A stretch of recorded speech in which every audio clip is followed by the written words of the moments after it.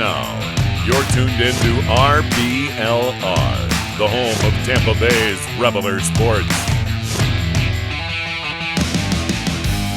What's going on, RBLR Nation? You are tuning in to the Rays version of our podcast.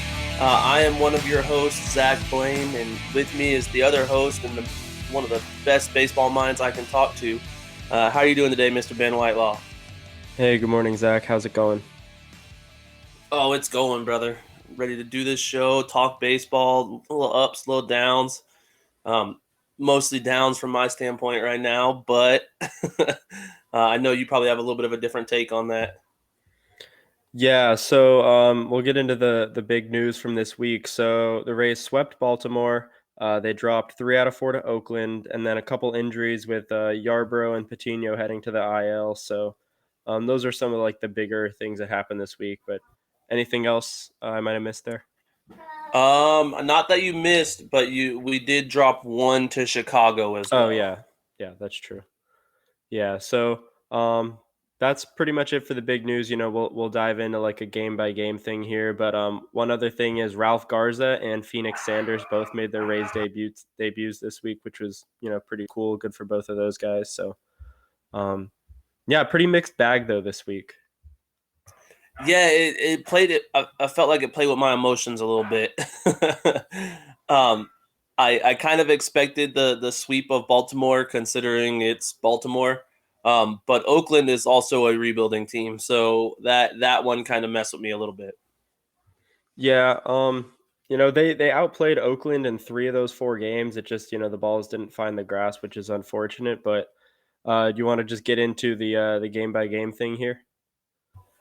Yeah, let's do it. We can go ahead and start with the Saturday that we recorded 4-9 Orioles game. Yeah, so it was Jordan Lyles and Drew Rasmussen. I thought the offense looked great. They had a 361 batting average, and as a team, expected batting average as a team, and they really could have scored a lot more runs than they did in that game. Yeah, there was one point where I thought Raz looked really good. Obviously, with the 4 innings pitch, he only gave up 2 earned runs. He did give up 1 long ball, which was, I mean, I feel like that's one of the things with Raz is he is going to give up home runs, but he usually is pretty consistent with only limiting it. I can't talk; it's very early still, guys. Limiting it to 1 or 2. Who did you have offensively as a player of a game for us, though, out of that one? I want to see if it's the same as mine.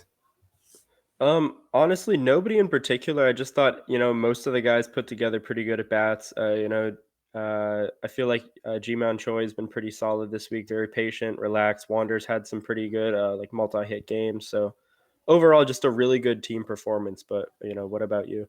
Oh, I had for that game in particular. I don't want to say for the whole week, but for that game in particular, I did have Mejia coming in and showing us kind of that he is a very, very good backup to Zunino.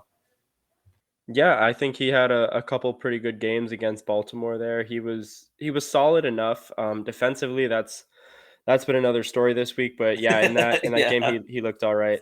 I didn't really like Rasmus in that game. I thought his slider command was not very good. He couldn't throw his sweeper for a strike, and he had a 6.39 FIP in his 4 innings pitch. He just gives up hard hit ball after hard hit ball, and it's really, honestly, it's uncomfortable to watch. I feel like he's just playing with fire every time he's out there. But he did get the result against Baltimore, so ultimately, it was good enough. It was, a solid 4 innings, despite, giving up some really hard hit balls that just happened to go right to some defenders. So it worked out for him, though. I think that you may have just given me the reason that I enjoy watching Rasmussen so far or so much, and why I root for him so much, because I enjoy the idea of, we don't know what could happen. This could be a home run, or it could be a line out to second base. We don't know. Yeah, lots of line drives and hard contact against him, but it sometimes works out. So, I can live with that. As long as it's most of the time works out, I'm cool with it, I guess. But yeah, so I guess we could jump into the next game. It's the Orioles games were. This next one is kind of what I expected out of all the Orioles games. But it was a 8-0 win Tyler Wells against Corey Kluber. Yeah, I really like Tyler Wells. I think he's probably the best pitcher on that staff, but he did not have his best stuff that day. Yeah, and he didn't have his best stuff, and that's the one where we just dominated Fry, wasn't it? Yeah, I feel so bad for him. Like I mean, it's great that the Rays are winning, but like he seems like a nice guy. He's not a terrible pitcher. The Rays just keep doing it to him, and it sucks. I feel bad for him, but we'll take it, I guess. The most interesting thing out of that game for me was Springs coming in and getting the win after pitching literally 0.1 innings. I think he threw 8 pitches and got the win. Yeah, I mean, Kluber went what, like 4 2/3 innings Yeah. that starts, so you got to get 5, I guess, to qualify for the win if you're starting. Um, yeah, I mean, I thought the bullpen looked great overall. I know Jason Adam, Jalen Beeks, and Matt Whistler averaged a 48% whiff rate between the three of them, which is incredible. Team had a 300 expected batting average. Brandon Lau had a 520 expected batting average that game. Like everybody was contributing again, and the bullpen was pretty solid. Yeah, and then when you have guys like Franco and Ramirez coming in and hitting 3 for 4, both with RBIs, it was just something that, like, I think we were just destined to win that game. We finally needed a good, for lack of a better word, ass whooping. Yeah, that felt like a game that Baltimore was never going to win. And then when Paul Fry gets in, like he really isn't that bad. He's getting so unlucky. It sucks, but I I'm glad he keeps pitching for them though. Exactly. There was one point in that game where I was talking to Eureka. I want to say it was one of our other podcasts, either we put out a special NBA podcast or the Bandits podcast, and I was like, "Yeah, I know it was a good game. We won 4-0." He looked at me and said, "No, bud, we won 8-0." I turned the game off towards the end because I was like, "All right, we already won. I don't need to watch it anymore." Yeah, that's what Paul Fry is gonna do, I guess. He's gonna give up his runs against the Rays, but he's good against everyone else. So I think it'll even out eventually, but hopefully not in any meaningful games for the Rays. Speaking of meaningful games, I mean, obviously they're not too meaningful yet. It's still very early in the season. But I think we're probably done talking about good outcomes for the Rays. That we got one more good outcome for the Rays. But the next game was the very next day on the 11th versus the A's, and it was a 13-2 loss. Yeah, I had a feeling that was going to happen just because in my game notes before that, I noticed that the athletic starter Paul Blackburn was acquired from Seattle for Danny Valencia. And if those who don't remember, Danny Valencia terrorized the Rays for years for no reason.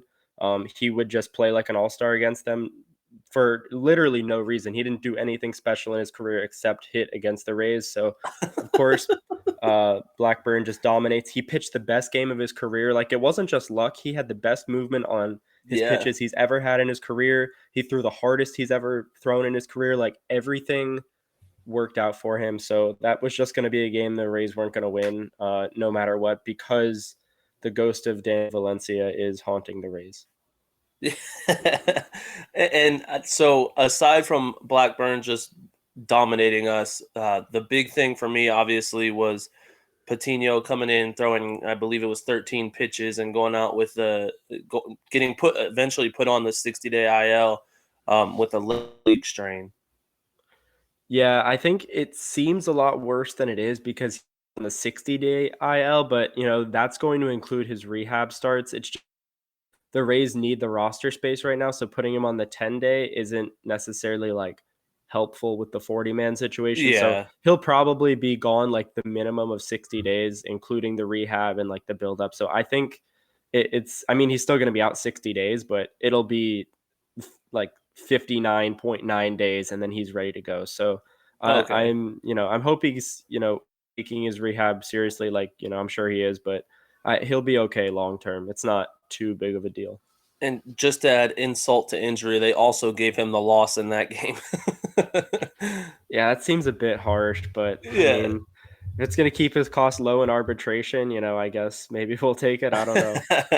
Well, so after he gets hurt and leaves after pitching 2/3 of an inning, Mazza comes in and just gets rocked.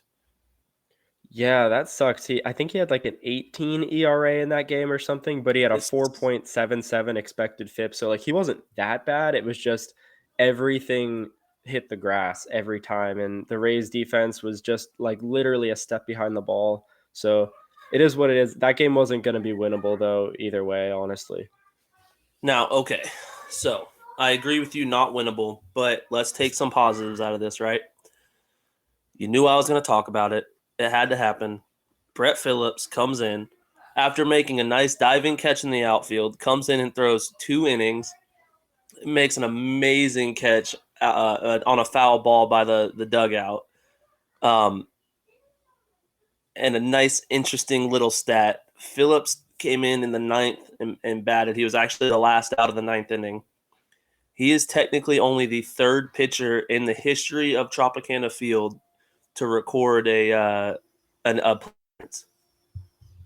Wow, good for him, I guess. Yeah, I mean, it's he did save the bullpen, so he ate 2 innings or whatever, which was very nice of him.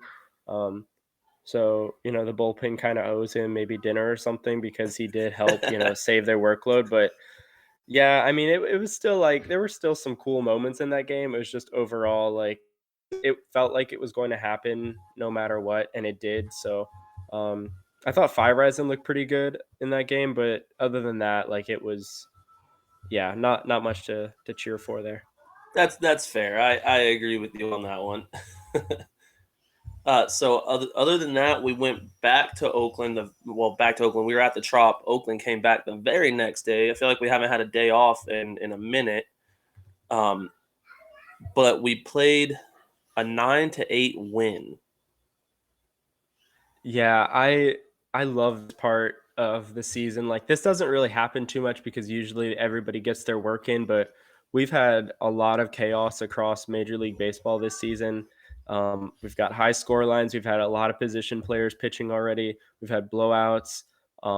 Anything you could want in a game is happening. Joe Madden intentionally walked the bases loaded yesterday. Like the bases were already loaded and he walked in a run like on purpose, and then the Angels still won that game. Like it's every cool thing that you could think of that could happen in a baseball game has been happening, and I love it.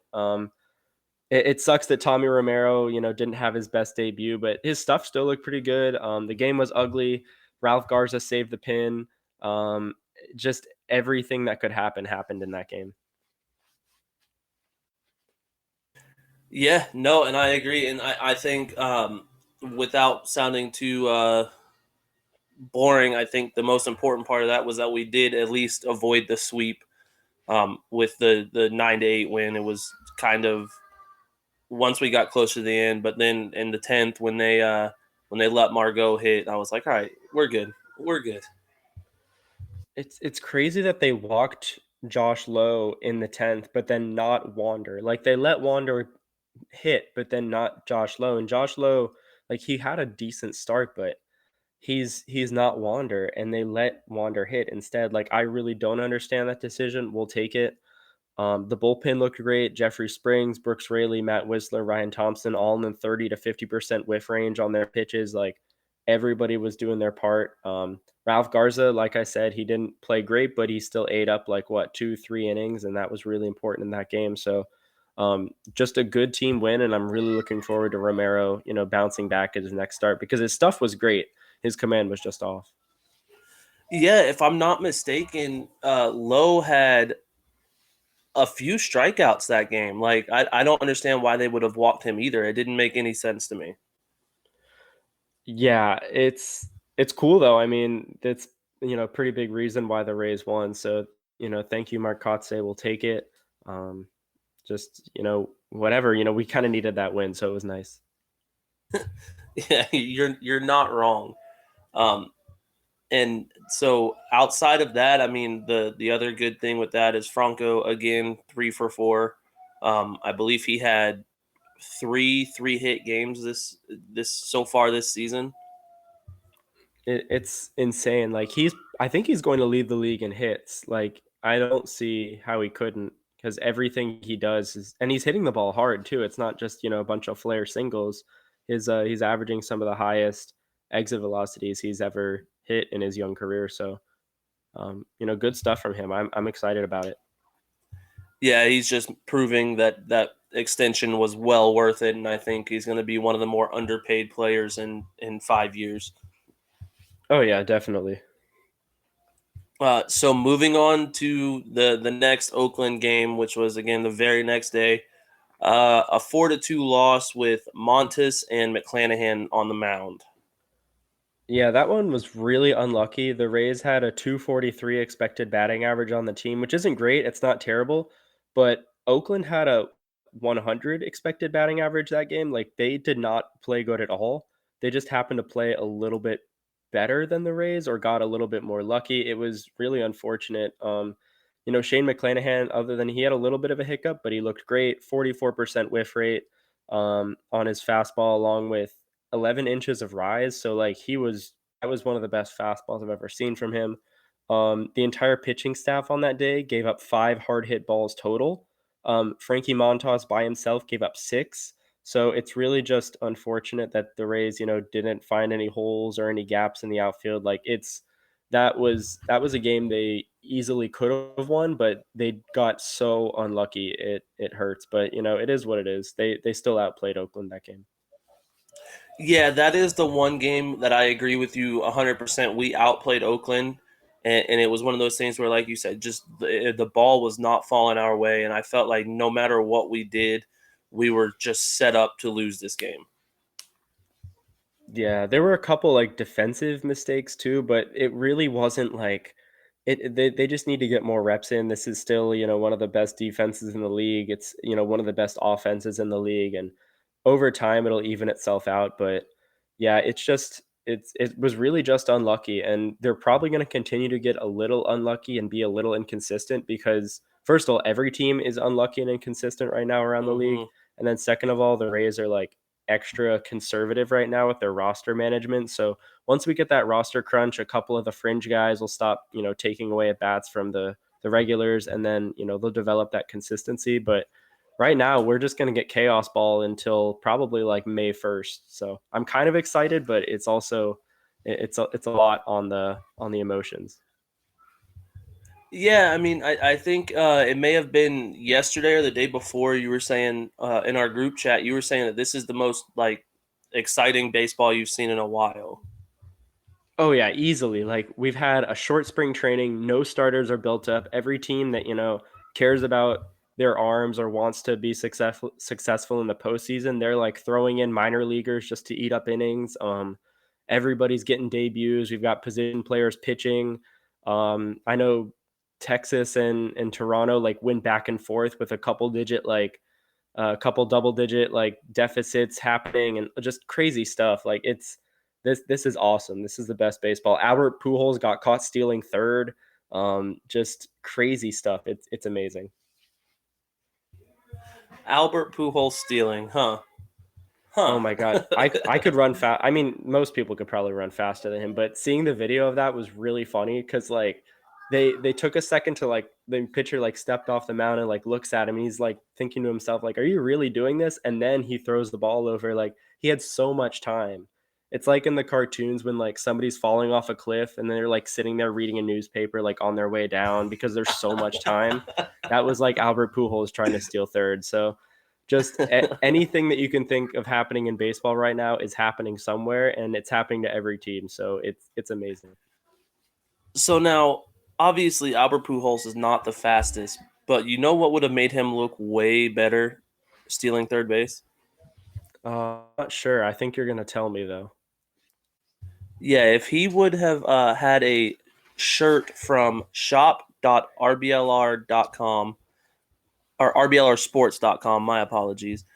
We have all kinds of cool shirts from that are inspired from all your Tampa Bay teams, the Tampa Bay Rays, the Tampa Bay Rowdies, the Tampa Bay Lightning, the Bucks, anything you could. Oh, the Bandits. We actually got a Bandits shirt now. Any Tampa team you could imagine, we have just some really cool inspired shirts from them. And Ben actually has a discount code for all the true Tampa Bay sports fans. Yeah, so if you head over to shop.rblrsports.com and use promo code FLAPPY, that's FLAPPY, you can get 10% off of your order. So, maybe we can make some custom cleats for Albert Pujols and sell them to him, or socks or something. I don't know, whatever is going to make him run faster. So after that, let's jump into the last of the Oakland Athletics games. It was a 6-3 loss, and just the Rays did not look good fielding. Yeah, just another game where they had a couple miscues. They still outplayed the Athletics, like in terms of expected batting average and quality of contact. Like everything still looked good. Just a couple, defensive mishaps. I thought Fleming was incredible again. He's had two really good appearances this season. Um, Phoenix Sanders made his debut. He looked really good. If he was in the league last year, the vertical break on his curveball would have ranked in the 95th percentile last year. So we're still waiting on enough data or enough sample size for this year, but he's got a fantastic curveball. Beaks threw really good stuff that game too. Like a couple of guys looked really good. It was just unfortunate or strikeouts in that game as a team, like for the batters too. So they were making contact, they're making good contact, but again, just nothing to the grass. So it is what it is, though. Yeah, the hardest part for me to watch was the base running mistakes, and then just that one, the infield, the park or infield, in the inside the park home run. Like we just looked like a little league team out there. Obviously, like I'm not expecting it to be this way. Like the Rays are returning all of their main guys from one of the best defensive teams last year, so I'm not expecting them to be bad. It was not a good outcome yesterday, or not yesterday, the day before. Yeah, it's like you said, they're gonna be fine, but it's still like it still sucks to watch right now. Like, um, yeah, but they'll get better with more reps. It was cool that Brandon Lau took a left-handed pitcher deep. Like that's a good sign that he's hitting everybody. So that was kind of cool. But yeah, just another one of those games where they very easily could have won if a couple things went their way. Yeah, so I guess the last game to get into is the game from last night against Chicago. Yeah, so Drew Rasmussen is still scaring me. Um, I know that he's going to be fine long term. Like I trust the plan that the Rays have for him with his third pitch, like the cut slider thing. He had a 22% whiff rate and a called strike plus whiff rate. So like he just did not look sharp. He was not getting any swing and miss. He had 9 hit balls in 5 innings, which is cool that he went 5 innings, but he gave up a ton of hard contact, a 4.82 FIP. Like I I really honestly I like to watch the pitchers, but right now like I'm not having that much fun watching Drew Rasmussen. It's scary. Yeah, no, I agree 100%. Like you said, it's kind of intimidating to see what's going to happen though. He'll get better as time goes on, but right now it's just the in between period while he's still like growing and figuring out that cut slider. It's Yeah, I mean, I feel like I'm a really optimistic fan in general, and I know that he's going to be okay, come like a month or two from now. But I wish I could fast forward these parts or just like close my eyes, but I can't stop watching because I love this team so much. But it just, yeah, not having fun watching him pitch. He's got a good fastball, but it's just no swing and miss in his game, no weak contact. It's just barrels and line drives everywhere. Exactly, and not to mention that Cease just comes out and throws a hell of a game. Feels like every time he plays. Yeah, he pitched a great game. Like it wasn't him getting lucky or anything or the Rays playing bad. Like his curve was working. Like everything had really good break. Velocity was up a little bit too. It just feels like a lot of times like some pitchers just pitch the game of their lives against us. And it's, some of it is on the Rays hitters, but a lot of it's like they're having the best stuff. Like their pitches are just better than they usually are. And I don't know, maybe we just notice it more when they're on and versus when they're off because yeah, I guess John Means actually had a really poor game in the first start this year. But Yeah, yeah, yeah. I don't know. It feels like it happens a lot, but I know that it doesn't. But yeah, it feels weird. And see, the crappy part is that I really want to hate this Cease guy, but he looks so much like you that I just can't bring myself to hate him. Yeah, my wife said he looks like me, and I see it honestly, but yeah, he's a pretty good pitcher. Yeah, not much to say there. It's just it is what it is. I thought Jason Adam looked really good again. Brooks Raley looked great. Matt Whistler looked great. Like the bullpen was solid.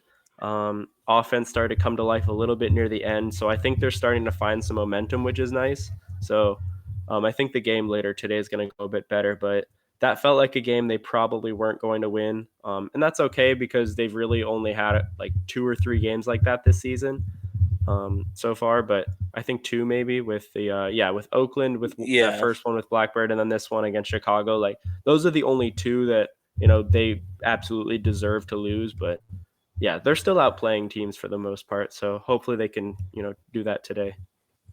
Yeah, and I agree. I think that it's all gonna kind of come together, like you mentioned, momentum with the on at the plate, and then you can't expect to win games like the Athletics series. We walked 19 guys. Like it's all gonna come together. We're all gonna slowly just get that rhythm in. We're not gonna be walking 19 guys in a series very many times this season. No, it's really uncharacteristic from this team, and especially considering the fact that like they brought back so many players, like they're gonna be okay. They just have to get more reps in. Honestly, like it still feels like they're in spring training mode. Exactly, and they very well could be. Like you said, it wasn't shortened spring training, so a lot of these guys I don't think we're going to be talking this same way in 2 months when everyone's stretched out and ready to actually play legitimate baseball. Yeah, definitely. And it feels a little bit better like seeing the other teams around the league just like going through the same stuff. Like the Yankees last night, they walked in the game-winning run against Baltimore.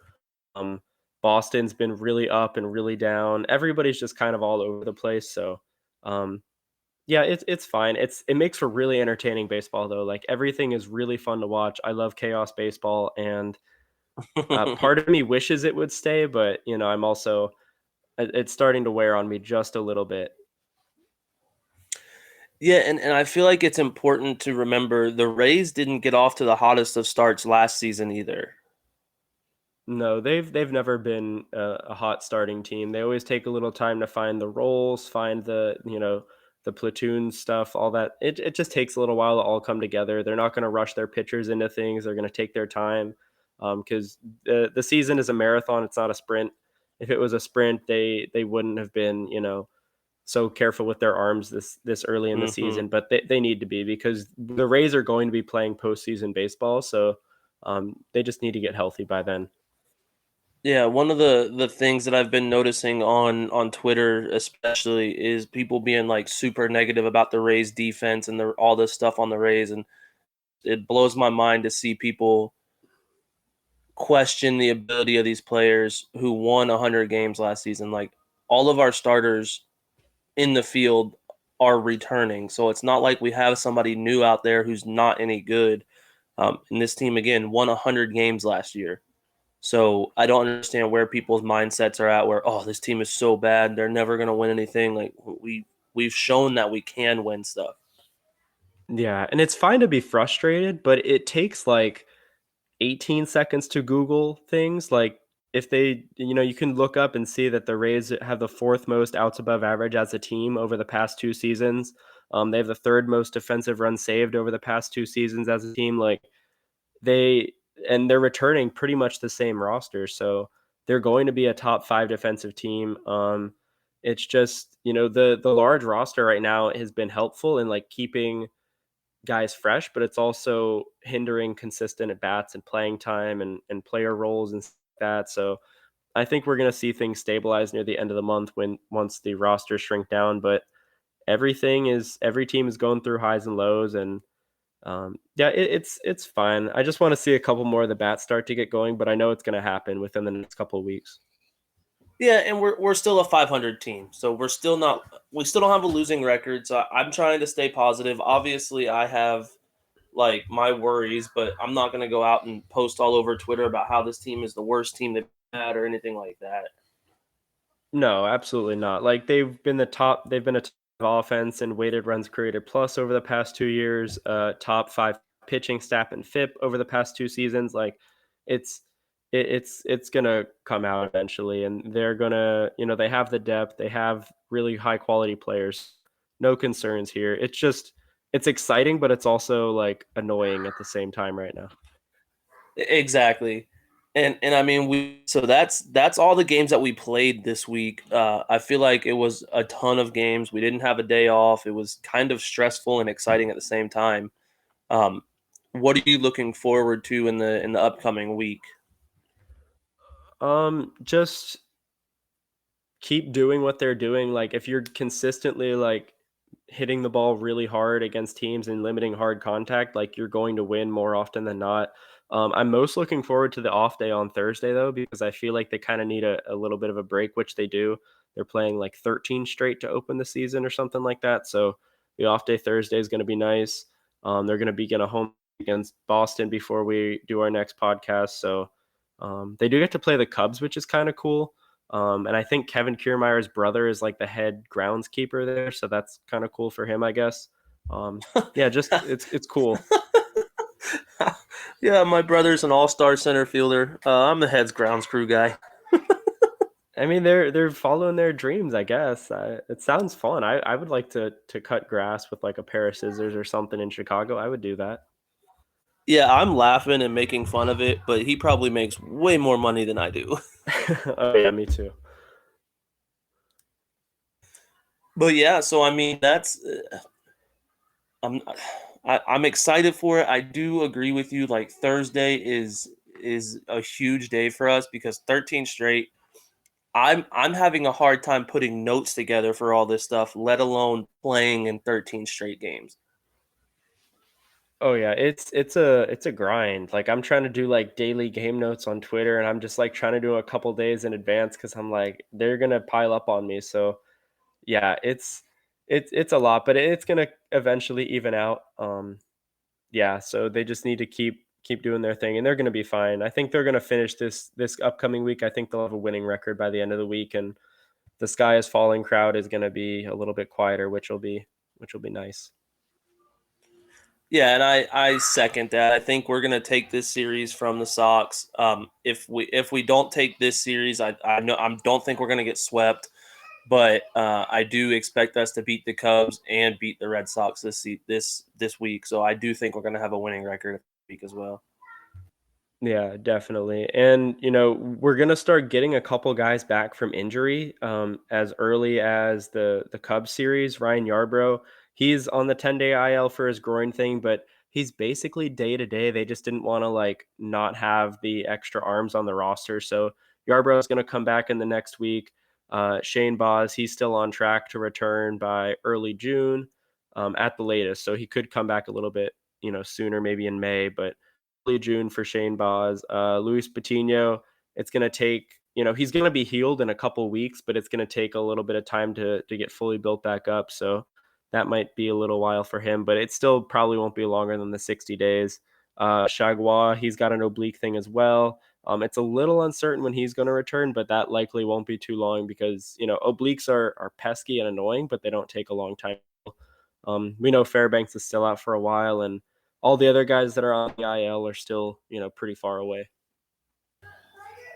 Yeah, and I mean I feel like I mean that's everything that I had. I know it feels like it was kind of short, but do you have anything else major to talk about as far as this week or weeks in the future for the Rays? I mean, do we want to do like our player of the week stuff now, or do we just send that out as a tweet? I'll look for send it out as a tweet or do it now. Yes. I'm getting the signal to do it now from our producer.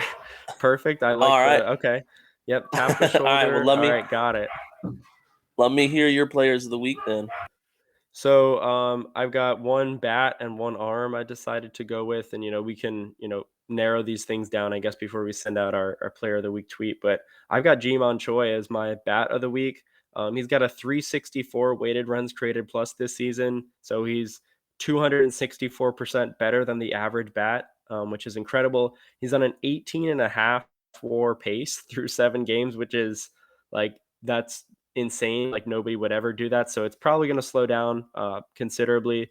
But even if he puts up like a 6 or 7 WAR season, like that would be amazing. That would put him like top 10 MVP contention. But Choi is locked in. He's in the 100th percentile in chase rate, percentile in expected weighted on base average, which like measures quality of contact plus the ability to get on base. So Choi is an animal right now. Okay, I like that. My one bat, and obviously I feel like this is kind of cheating because he's sort of expected to be that guy, but I'm going with Wander Franco for my bat. In 33 plate appearances, he got 13 hits, which equates to a 394 batting average with 5 runs, 4 RBIs, and 1 stolen base. So I'm going to go with Franco for my bat for this week. Yeah, I think he's up to like half a WAR already through the season. So that's pretty impressive, especially for a 21-year-old. So yeah, him and Choi have been off to really good starts. Exactly. So who's your arm? Let me hear it. It's I mean I wasn't expecting this, but the numbers back it up. But Josh, he's on a 4.5 WAR pace for every 100 innings pitched. Like he's been the best pitcher on the team by WAR. He's got a .17 FIP this season in his 6 innings pitched. He's doing everything really well with a 556 batting average on balls in play, which is unsustainably high. So that's going to drop. I don't see him like not being one of the better arms on the staff this season. Like he has looked incredible. His curveball with that new Chaz Rowe grip has been amazing. And he's added a lot of swing and miss to his game this year. He's in the 86th percentile in strikeout rate and 76th percentile in whiff rate. Like that's not what he normally does. He's like a command innings eater ground ball guy. But if he can do that with the occasional swing and miss, like he's going to be really, really good. I'm excited about him. Yeah, so I'm gonna switch it up on you a little bit. My arm is Brett. No, I'm just kidding. I actually had the exact same guy for my arm this week because, like you said, it's not that his numbers look outstanding. It's just seeing what he's got and the potential that he has this season. Because I agree, I do think he's going to be a very big part of this rotation this year, with the occasional spot start because of injury and just out of the bullpen. I think that he's going to be very, very good. Yeah, definitely. You can hear the screaming fans in the background. Like they love Josh Fleming. Yeah, they're super excited for Fleming.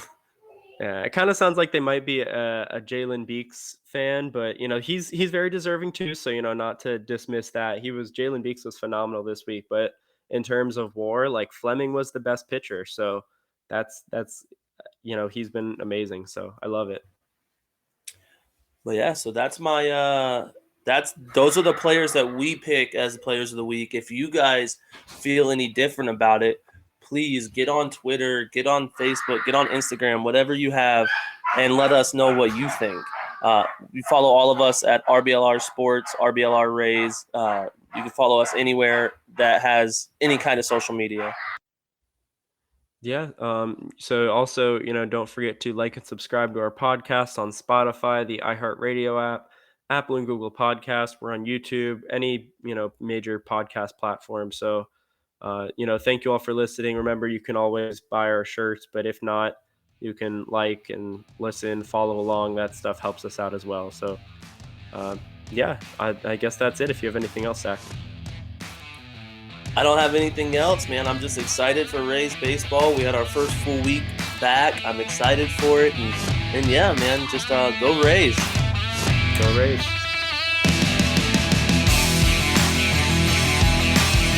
Thank you for tuning into this presentation by RBLR Sports. On your way out of the stadium, please remember to like and subscribe.